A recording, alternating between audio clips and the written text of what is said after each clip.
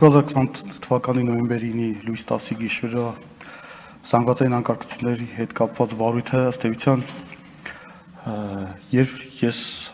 հանդիսացել եմ ազգային անվտանգության ծառայության քննչական դեպարտամենտի պետի պաշտոնն եմ զբաղեցել,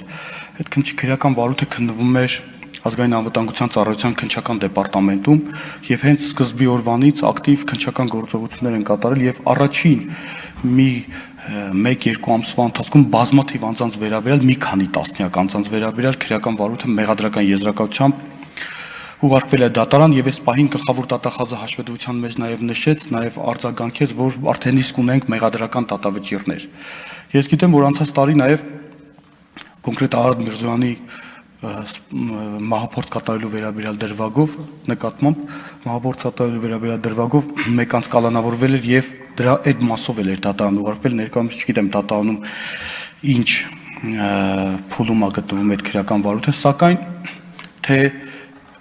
քանի որ ես գիտեք, որ նախորդ տարի 1 ամիս եմ զբաղեցել քննչական կոմիտեի նախագահի պաշտոնը եւ հավաստիացնում եմ եւ ազգային անվտանգության ծառայության քննչական դեպարտամենտի պետի պաշտոնից երբ որ ես ազատվեցի եւ զբաղեցեցի գլխավոր դատախազի տեղակալի պաշտոնը,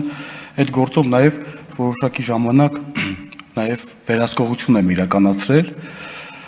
այդ թվում նաեւ Արադ Միրզոյանի նկատմամբ սպանության փորձ կատարելու վերաբերյալ քրեական վարույթով, սակայն դրանից հետո նաեւ իմ համակարգման ներքո չի եղել ստորաբաժանումը, սակայն քանի որ ներկայումս ես հիմա զբաղեցնում եմ քննչական կոմիտեի նախագահի պաշտոնը, հավաստիացնում եմ ձեզ ներկայումս ակտիվ քննչական գործողություններ են կատարվում,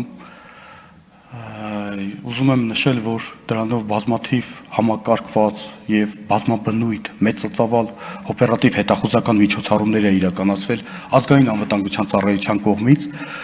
առանձին հատվածներում